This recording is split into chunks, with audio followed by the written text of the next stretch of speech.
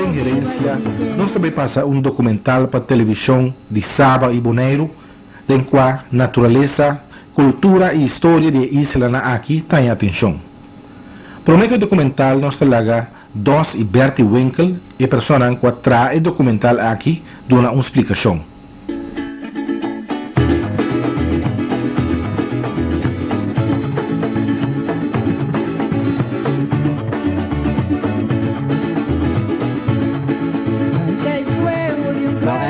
Een project dat heet ook Oog op, net als onze boeken. Het hoort eigenlijk bij elkaar. Eye On in het Engels en inderdaad de documentaire is in het Engels. Wat ik er vooral bij moet zeggen is dat er nog een lange versie komt. Dit is een half uur versie voor wat betreft Saba, half uur Bonaire, samengevoegd tot één film van, nou, het is iets minder dan een half uur, van 50 minuten.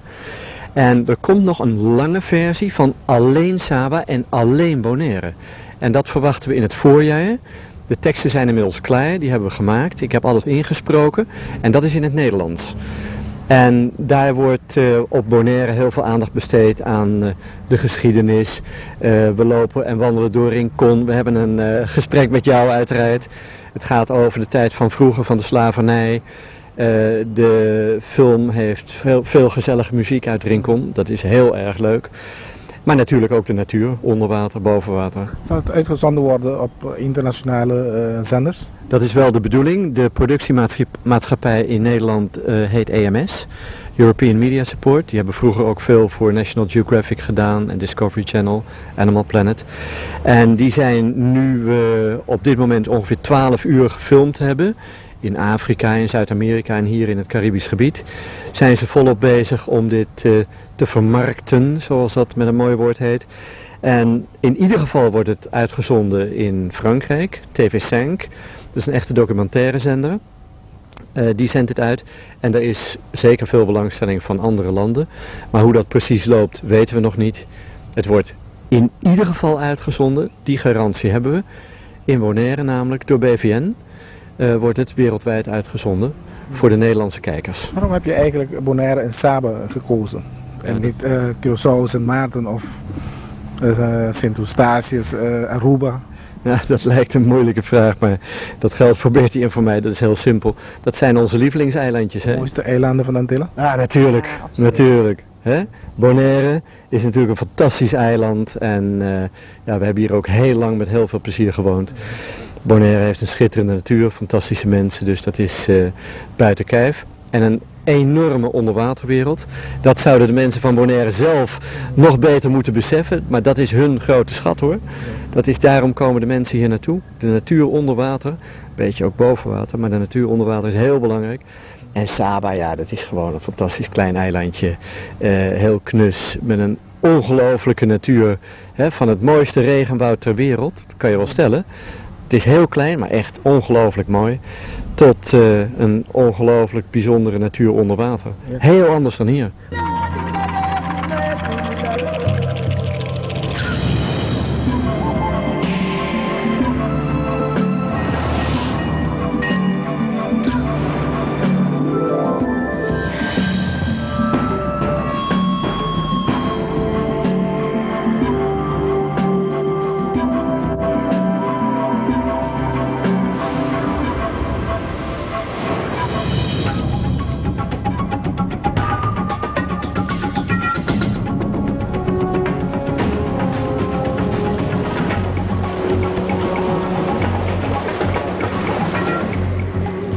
At the turn of the 15th century, when Europeans first sailed into the crystal clear waters of the Caribbean, ships' captains are said to have been able to navigate between the islands by listening out for the sounds of swimming turtles.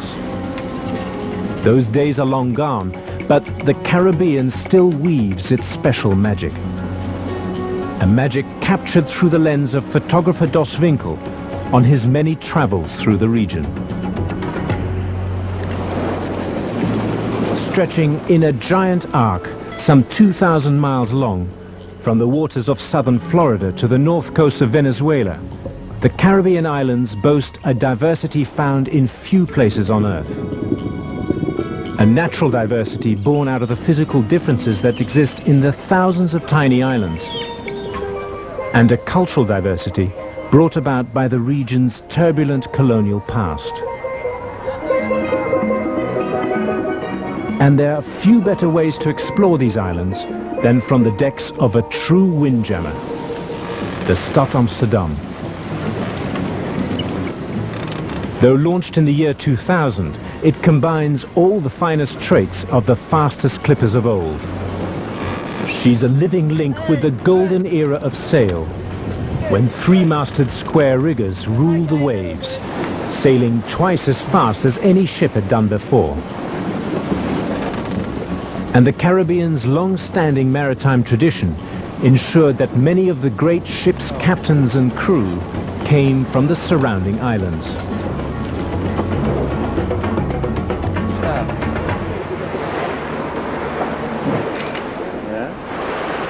The Caribbean boasts two worlds, one above the water and one beneath it. And Dos takes us on a voyage to discover them both. Having lived and worked in the islands for over 20 years, he gives us a rare insider's look at the nature and culture of two of these contrasting tropical worlds, and discovers how they're coping with development. In Bonaire, an island renowned for its pioneering role in marine conservation, Dos explores the mysterious world of the mangroves and dives the wreck of a three-masted clipper which lies almost perfectly preserved in deep water and is a virtual twin of the Stad Amsterdam. But Dos's first port of call lies 600 miles to the north, on the island of Saba, an extinct volcano just 5 miles square with a landscape that is as dramatic underwater as it is above. Saba's lush green slopes appear to rise straight out of the sea, and at over 2,600 feet, its central peak is almost permanently decked in cloud.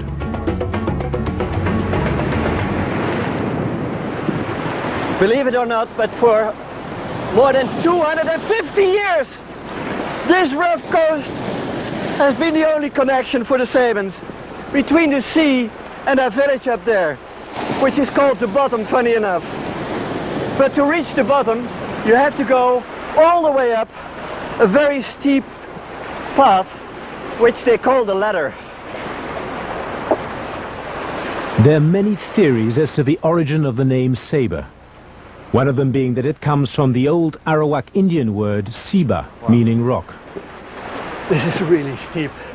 Once owned by Spain, France and Great Britain, the island is now an overseas territory of the Netherlands. Hi, Will. Hey, Dos. Welcome to Saba. Good to see you again. Quite a climb, eh? It's indeed quite a climb. This is what our ancestors had to do for a living, to bring all the cargo and so for the whole island from the ladder bay. Some even pianos, and the bishop and the governor general, you had to bring him up in a rocking chair with 2 sticks on the side, and then 4 men, 2 in front, 2 behind. That's funny. And they would bring them up to the bottom, yes. Yeah, incredible. Well, huh? I should invite Still you. a long way. Yes, still a long way. Are you going to carry me? I can't do like my The grandpa. Caribbean, or the West Indies as it's also known, bore the full brunt of the curse of slavery. Saba, however, appears to have escaped the very worst of it.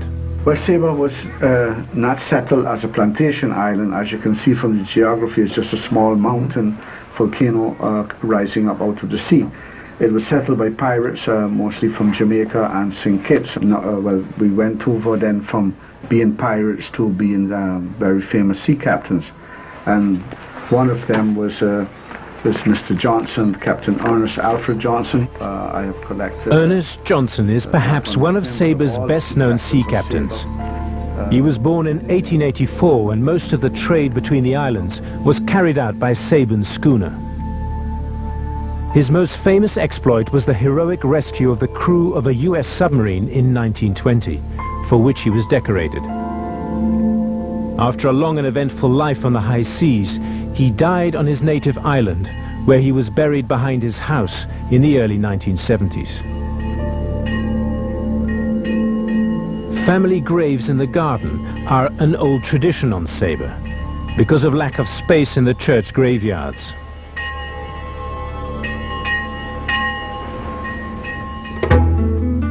And as there's no piped water on the island, the Sabans collect rain from their roofs and store the water in cavernous cisterns.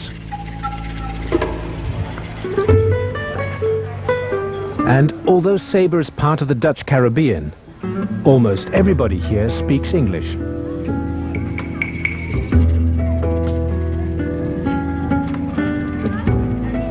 Saba might be small, but it's full of dramatic contrasts. Its 5 square miles support 6 distinct ecological zones. It's hard to imagine that we're here in a part of the Kingdom of the Netherlands, because around us is a very lush rainforest. And I'm here with Tom van het Hof, my old friend, who lives on the island for more than 70 years and has a tremendous knowledge of the nature on Saba. Saba's rainforests are a vital and unique habitat for a host of plants and animals, and a critical store of year-round water. The Antillean crested hummingbird is one of 60 species of bird found on the island. One animal found nowhere else is the Saban anole lizard, this one displaying the distinctive leopard spots of the male. And although an import from South Africa, the black-eyed Susan is Saba's national flower. They look gorgeous at the moment.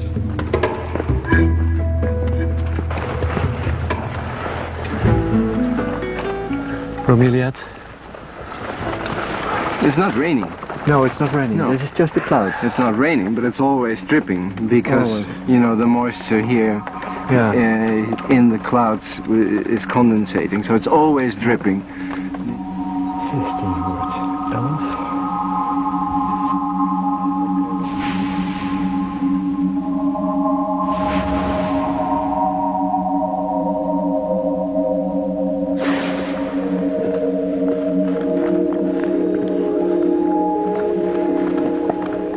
Tom, I have the feeling that it's not far anymore, huh?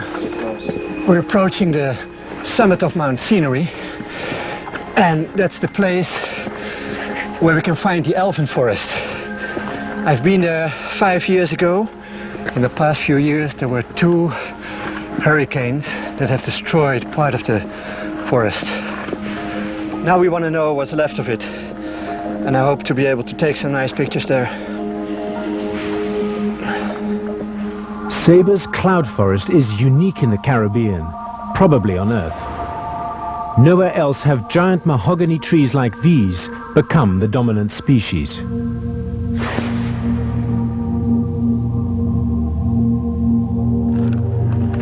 Oh, Tom, this is really sad. It's just skeletons. All the leaves are gone, all the epiphytes. Oh my God. There was a tremendous amount of breakage and, of course, complete defoliation. Wow. Not too many trees were actually uprooted, and there's actually very few of those old trees that are surviving at this moment. You know, the trees have probably been shaken and shaken so much by the force of the wind that the root system has been damaged to the extent that they couldn't survive. But fortunately, we're now seeing a lot of seedlings of the mountain mahogany appearing again in the forest. Some of the seedlings are already about 6 feet high, so that's encouraging. They are now recovering, and they're putting out new seedlings and saplings. But it's going to take time. Yeah, of course. Lots of time. But it's still extremely beautiful here. It's still magical.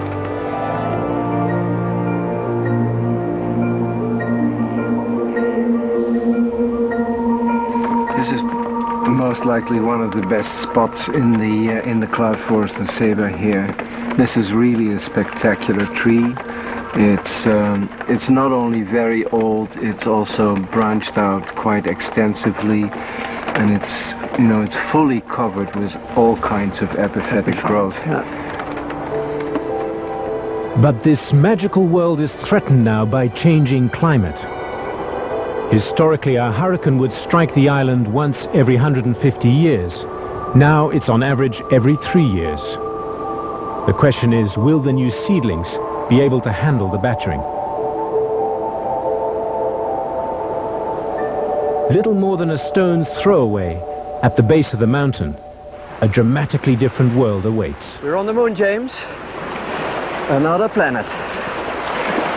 Here you can see the true volcanic character of Saba. This is all lava, shaped by rain, wind and sea. This is one of the most spectacular places on Saba, where the ocean and the land meet. Down there are tide pools, and in those tide pools you can do wonderful type of photography, half under and half over.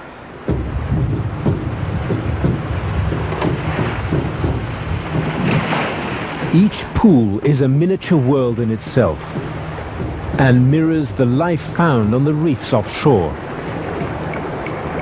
You find here corals, shellfish and crabs, along with a host of juvenile reef fish that use these protected pools to grow undisturbed by the predators that would normally confront them in the open sea.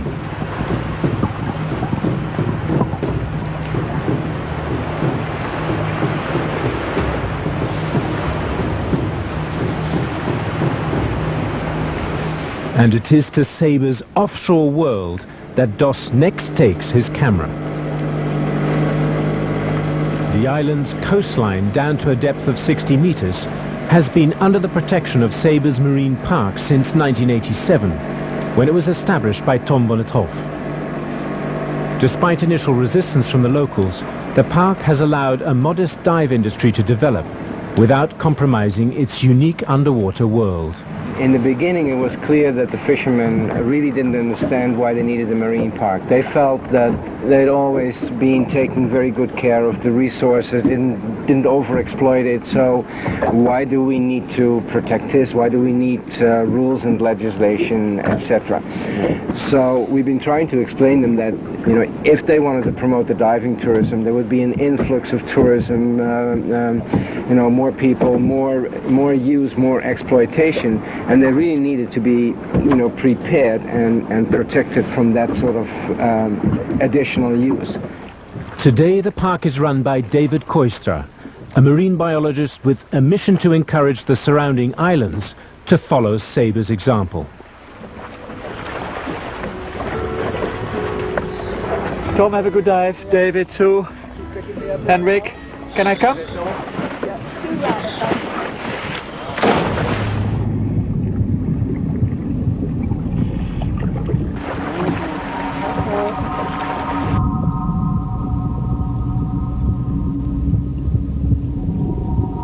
The divers descend slowly into the blue. Their first encounter, a lone shark, which provides Dos with a sensational photo opportunity.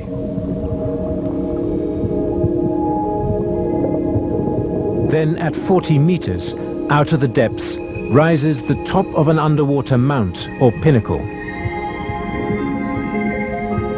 The sheer sides are covered in a growth of coral and sponges. An explosion of life in the blue wasteland of the surrounding ocean.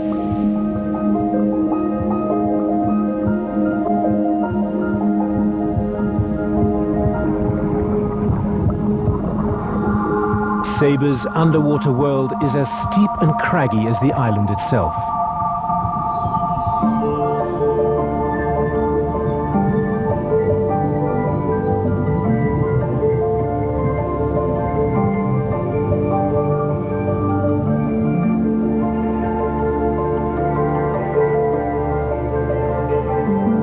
Back in shallower water, a sign of how healthy these seas are. Barrel sponges a meter wide, and a field of adult conch shells. An animal that has elsewhere been so heavily fished that it's listed on the CITES endangered species list. Then, to Dos's great delight, a rare encounter with one of the strangest fish in the sea. a short-nosed batfish, an extraordinary bottom dweller that uses its modified fins more for walking than for swimming.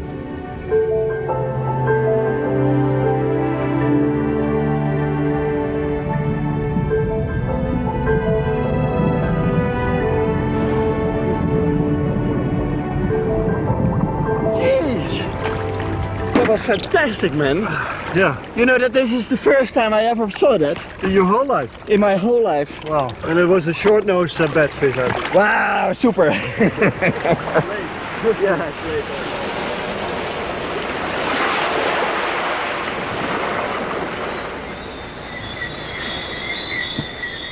Once the sun goes down, the whole island begins to resonate with a pulsating whistling sound.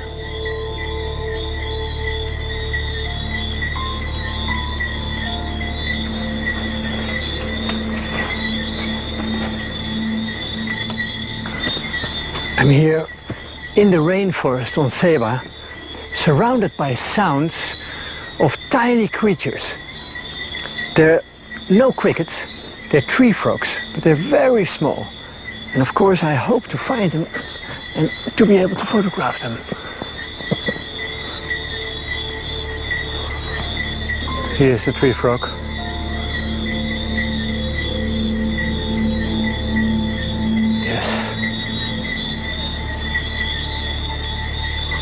Be careful, be careful. Sometimes they take advantage of the light to catch ants. And this tree is the white elder, and that attracts ants, therefore they sit in this tree.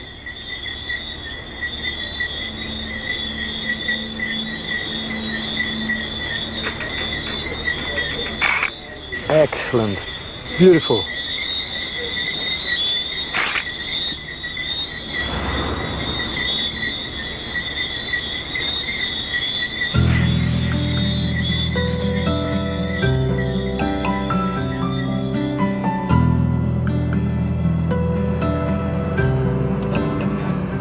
Saba boasts just one road. Against all advice from engineers overseas, the islanders built it anyway. And today they proudly call it the road that could never be built.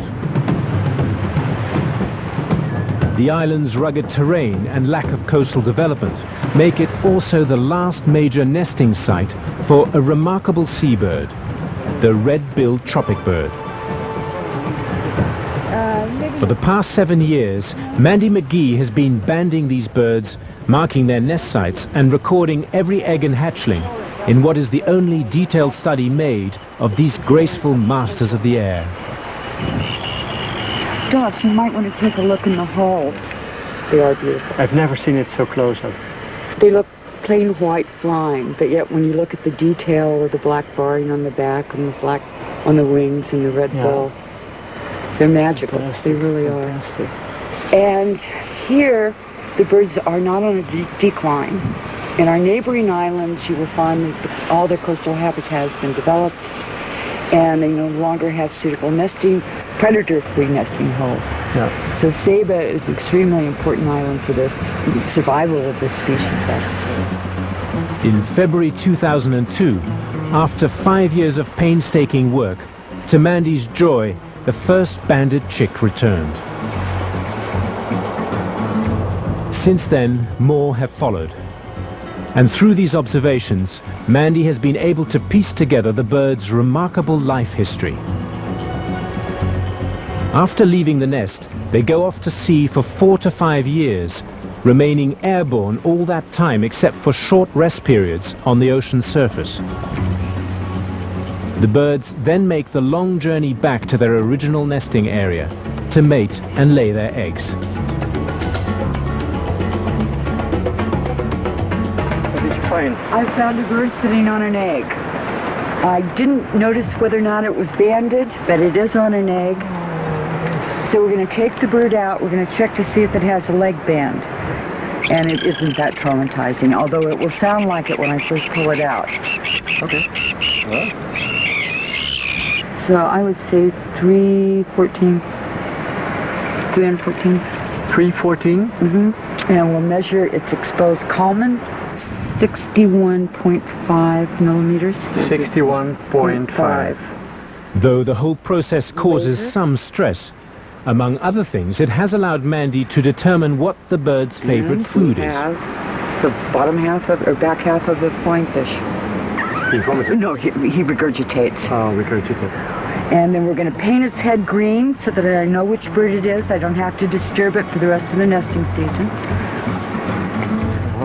With the habitat of the red-billed tropic bird increasingly threatened elsewhere by tourist development, Saba's role as a sanctuary is more important than ever. And this research into the bird's life cycle and needs provides them perhaps with their best hope for survival.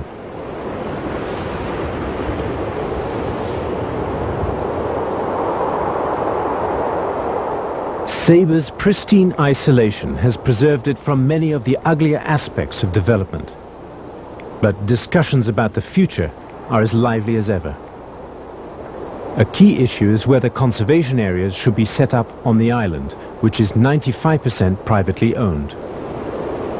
People on Saba believe that it's not appropriate for any outside interest group to impose a constraint on the development of privately owned land.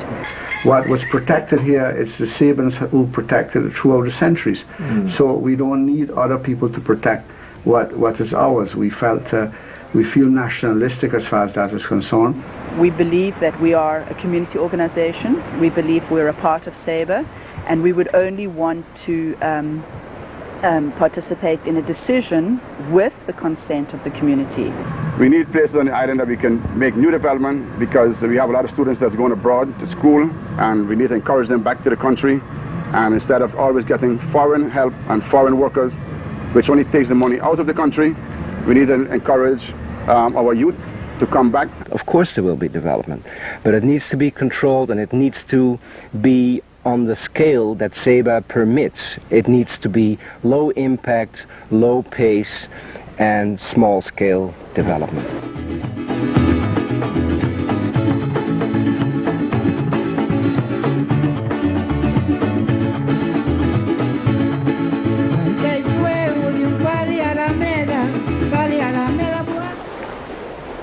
One island that's often seen as a model of how development can be harnessed to achieve conservation goals is Bonaire. It lies some 600 miles to the south, just off the coast of Venezuela.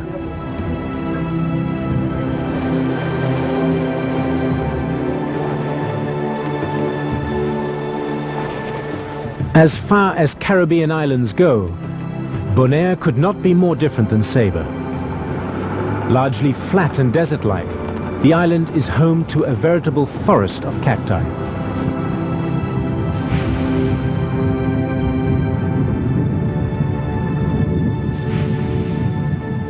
Bonaire was not formed by a volcano, but largely by the action of coral. Pushed up slowly over thousands of years, these ancient reefs now form impressive limestone terraces.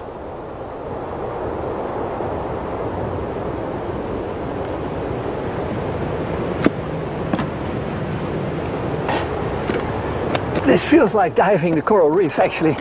These are all corals, a little bit old, about 150,000 years. They're still alive here, all these cacti.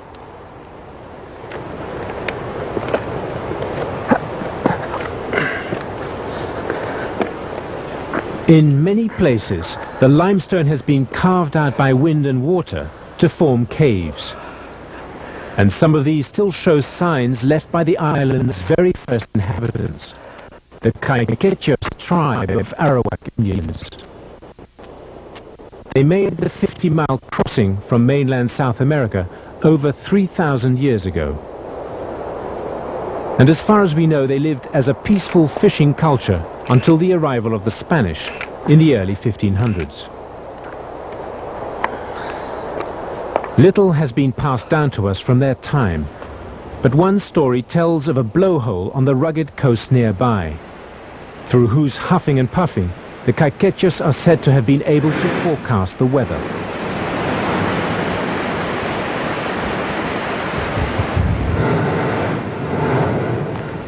And the island's austere natural beauty above water is more than matched by the abundance of life found on the fringing reefs that circle the island.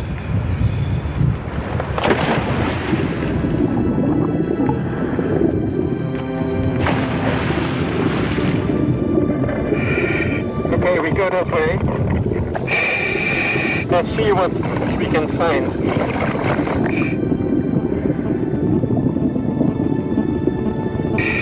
Here, on this coral head of star coral, are many small other creatures. And these worms live in a small calcium tube. They're always twins. That means that you always see the two small Christmas trees together. Now he withdraws himself back into his tube.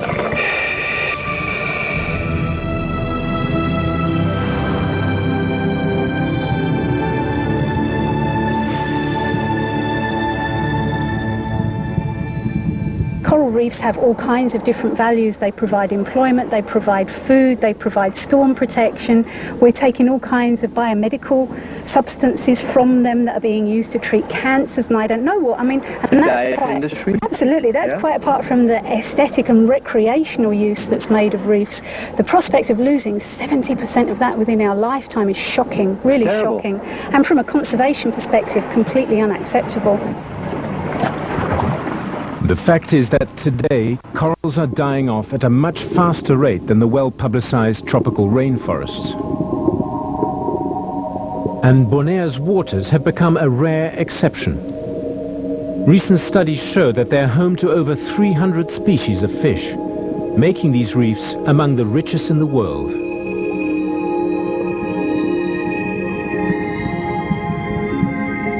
So-called cleaning stations show wonderfully how reef creatures cooperate with each other for mutual benefit. Here a dainty cleaner shrimp gets itself a meal while ridding a French angelfish of parasites. And not only shrimp, but a number of small fish are also happy to provide the service.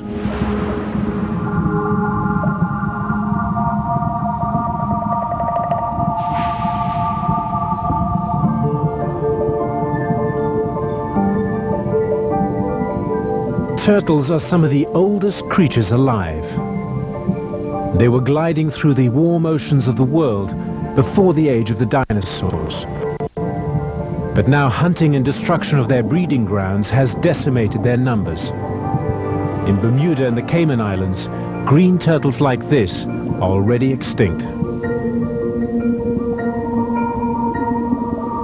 The reason why an extraordinary array of marine life survives here is that Bonaire, like Saba, has one of the few actively managed marine parks in the world.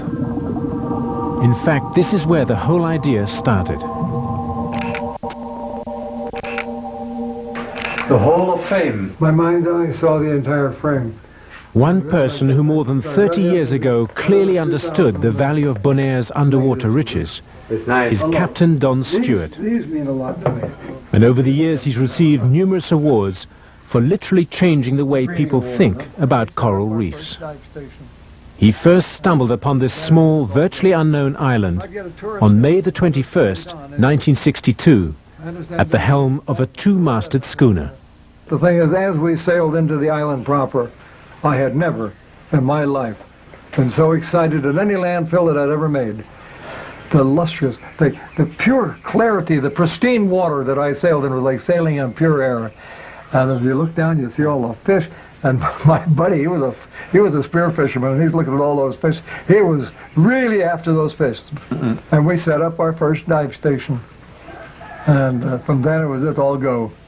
I'd get a tourist in, and the tourist would say, Don, they said, I understand that you're doing some diving. I said, oh yes. I said, we have a diving facility here. I had 5 tanks. I said, we have a diving facility here. I said, what would you like to do? And he said, I want to see a grouper about that big. And I said, Jesus, you're a day late. Had you only come yesterday? And then I realized that that man was willing to pay, honest to God, dollars, possibly more than I was selling the fish for, to see that fish. And I said, I like that idea. I have not met anybody who wants to handle a spear gun in the last 10 years. Everybody's a conservationist. That is the important thing.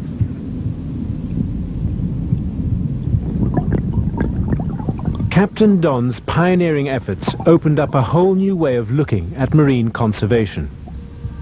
Dive tourism was harnessed as a force for good, benefiting the local community and preserving a fragile marine habitat.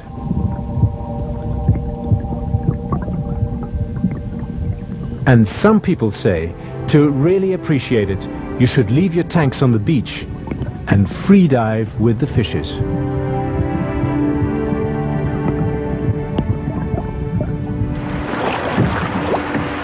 Catherine even get a nice meeting time with a whale shark. Here on Bonaire? Here on Bonaire. And he came right to her. I don't want to hear it. Stop, stop. Because you don't like whale shark. I know you prefer the frog fish. Okay, and you started photography in the meantime? We published a book a couple of years ago on the shipwrecks of the region, and I picked up photography to do the photos for the book. And the windjammer is in the book? Sure, it's in the book. That's really the appeal, for me, that's the appeal of the crown in Bonaire. If you go take picture on the windjammer, you will like it.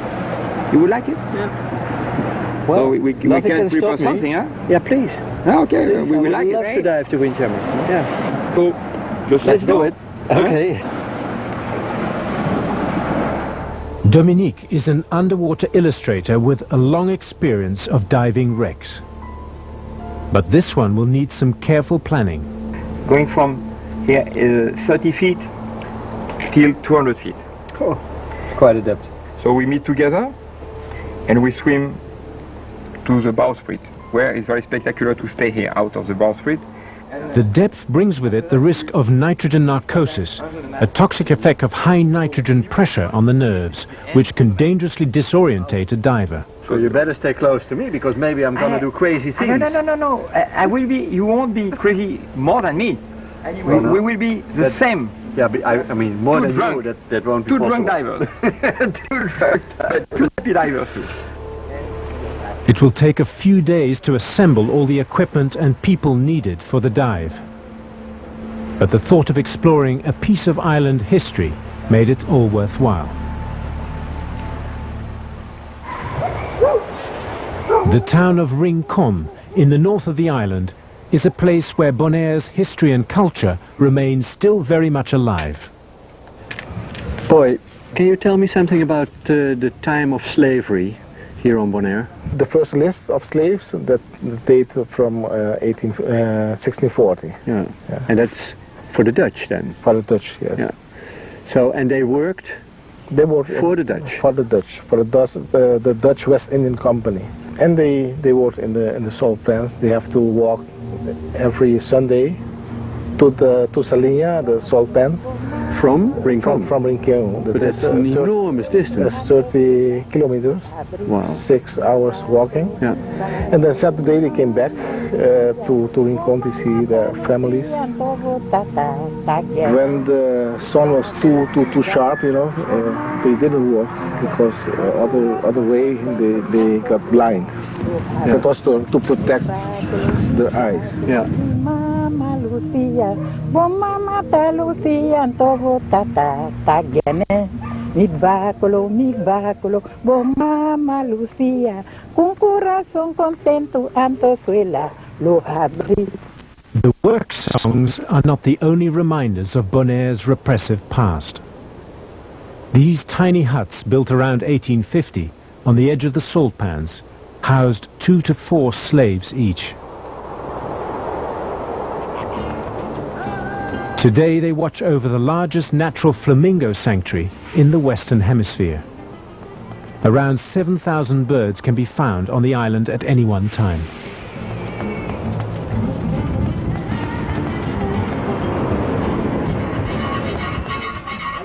By the day's end, Rincon is preparing for a party. The music played here is a unique blend of Caribbean styles, but with strong African roots.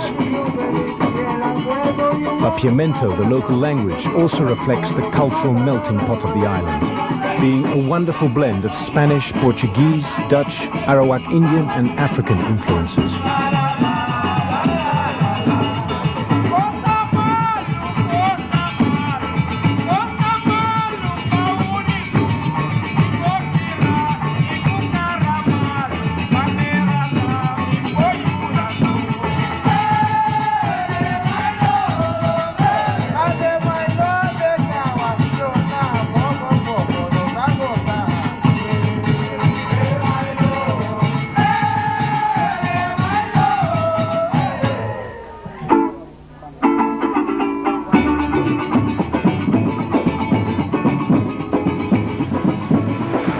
Now that it is night and all the normal people are going to party, we are going to party underwater.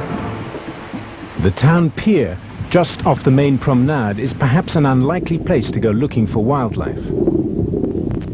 But the pillars, old car tires and other junk lying here act as an artificial reef, attracting all sorts of creatures.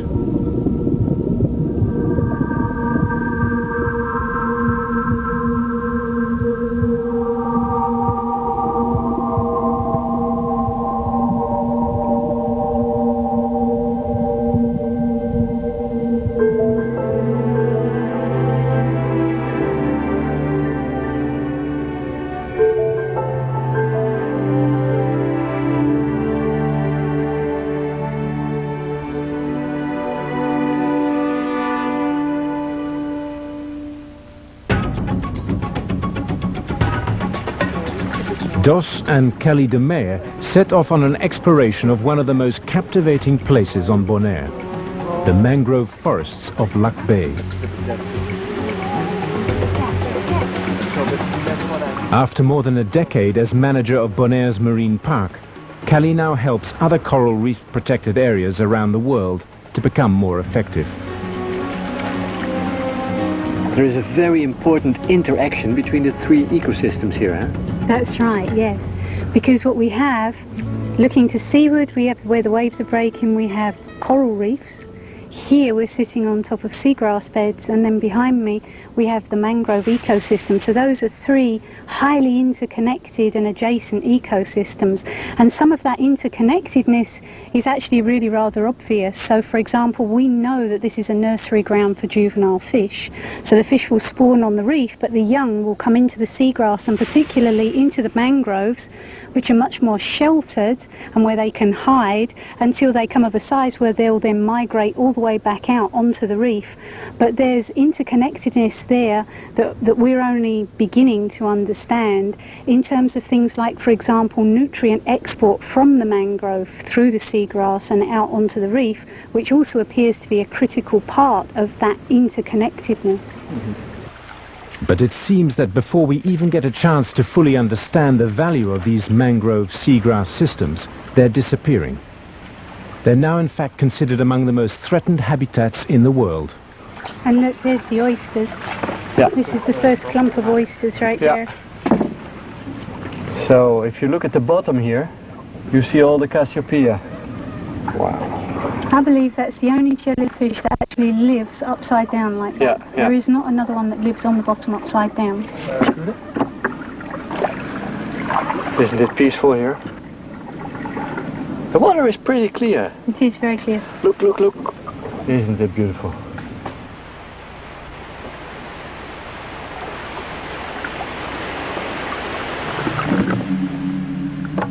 Slipping into the water, it's as though you enter an enchanted world.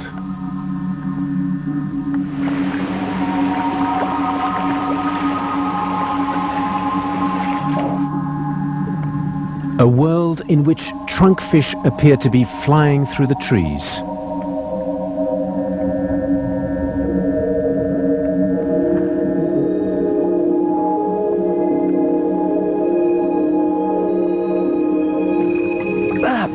Big grey snappers. Yeah, mangrove snapper. Mangrove snappers. Gorgeous. Beautiful.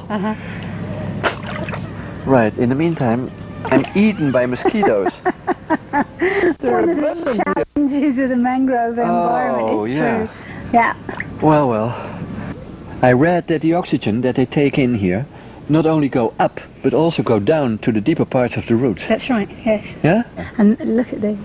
You can see the mangrove root here is so densely covered with mangrove oyster I can scarcely lift it. They're just teeming with life. Yeah. And this is of course also what's so attractive for the fish. Mhm. This is like a larder.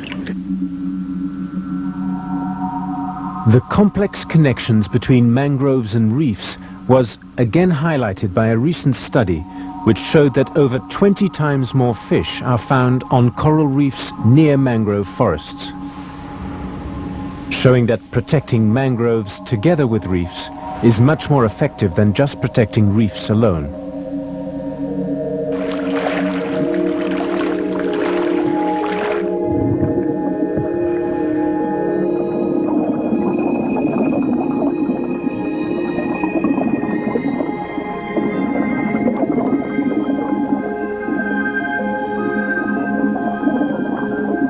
Unlike its ocean cousins, which are usually found in open water, the upside-down jellyfish lives in the shallows near mangroves. As their name suggests, they spend most of their time upside down in the sand, filtering food in the water. Symbiotic algae living in the jellyfish's tentacles give the animal its color and also help it produce its own food.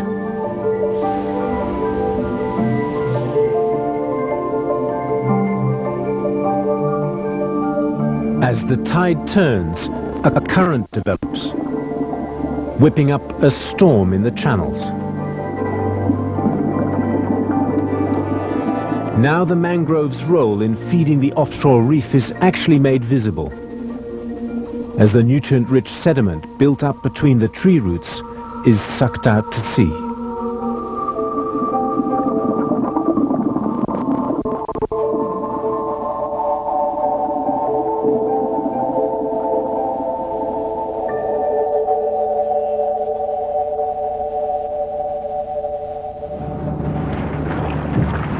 The day has finally come to dive the windjammer.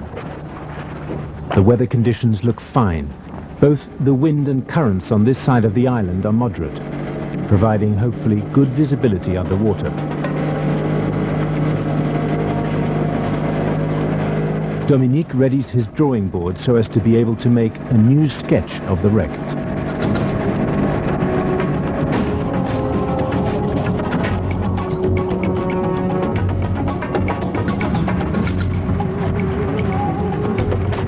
And here already a first sign of the mysterious ship.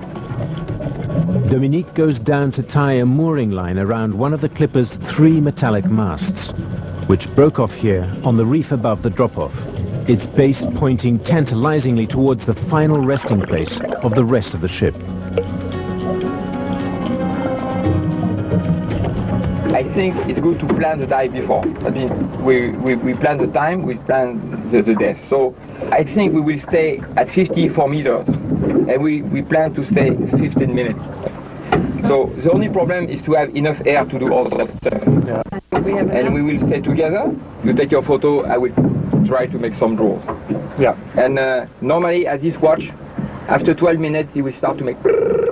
Why? Because on narcosis, all the time we forget everything. We have to look. So voilà, okay. Okay. Let's go. Fine? Hey, Dos, I have something very French for you. Before we make this deep dive, bite a good piece of chocolate. Because with the narcosis, we keep that in your mouth for all the time. And Hendrik too. Because it's good too. I think I'm on a diet here or something. No one offers me chocolate. But the depth will not only make the chocolate taste better, it brings with it what divers fear the most, the danger of the bends. Lying in 200 feet of water, the wreck is at the very limit of where a diver can safely go using ordinary equipment. So now, let me check. It's closed. Each person is carrying an additional air tank. The part I need is... For though the team plan to spend no more than 12 minutes at maximum depth, it will take them the best part of an hour to reach the surface again.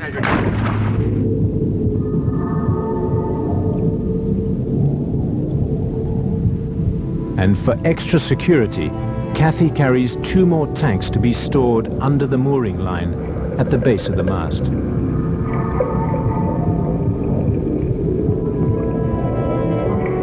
descent proper begins from the reef at 10 meters or 30 feet. Initially following the slope of the drop-off, the team descends into the blue. 43 meters or 140 feet. The pressure here is more than 5 times what it is at the surface, forcing extra nitrogen into the blood. Should a diver later ascend too quickly, the gas will boil out, causing paralysis or death, the dreaded bends. Out of the murk, the ghostly shape of the hull looms. Then its true size becomes apparent. The light is deceptive down here. In most seas at this depth, it would be pitch black. But Bonaire's clear waters enshroud the ship in a soft blue light. Dominique reaches the bottom at 60 meters or 200 feet. He takes up position in front of the bowsprit and begins his drawing. One of his pencils floats out into the blue, and Cathy retrieves it for him.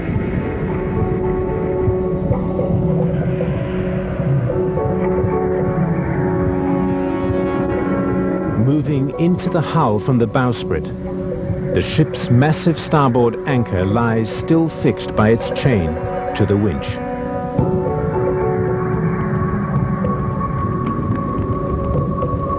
Passing through the iron lattice that once supported the main deck, you're faced with the awesome dimensions of the wreck. It's 239 feet long, and it takes a special effort just to get from one end to the other.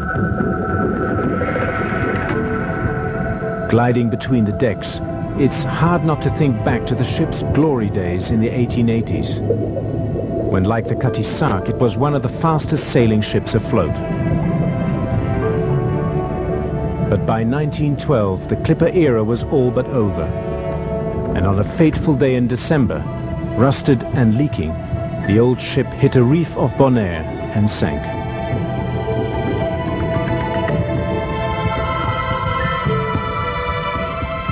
Meanwhile, Cathy, carefully watching the time, signals to Dos and Dominique inside the hull that it's time to leave.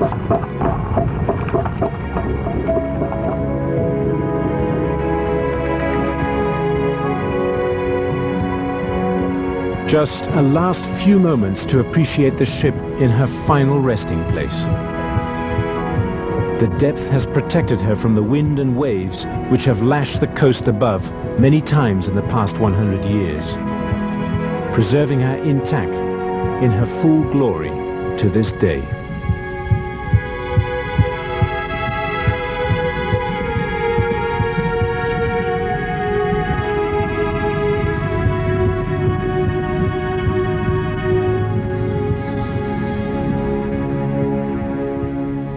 So strange when you are down, huh? Completely. I was too happy at a certain moment. I was really too happy. When we realized 12 minutes, the time we realized we go up, Yeah. we have 4 minutes more. Yeah. Time is not the same at this desk than here. You live in another world. What it does to your brain is amazing. That's why we like it. Yeah, it is. The dive has been an incredible experience, a virtual trip back in time.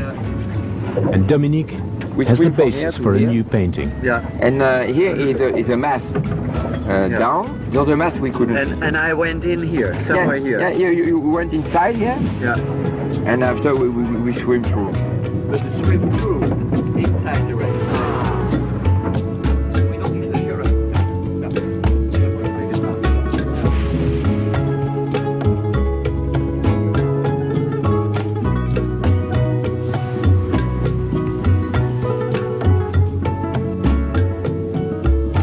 Years ago, Bonaire really didn't have anything very special. No. And I feel very strongly about Bonaire. That's hard for me to say. But truly, no stupendous megafauna, no huge drop-offs, nothing that put Bonaire really outside of the normal. Move 30 years on and look at today, and Bonaire is all the way up there at the top. But the tragedy is that we are, at this moment, we're open to all sorts of devastation from Trinidad, the Orinoco, and also around the corner the Amazonia, that is washing into our sea and coming right down on our stream. And here we sit defenseless. You know, what we do on this island is wonderful, but we must reach out beyond. And we are reaching out beyond. We're making imprints all over the place, all over the world. And that's why I say that our fight is never finished.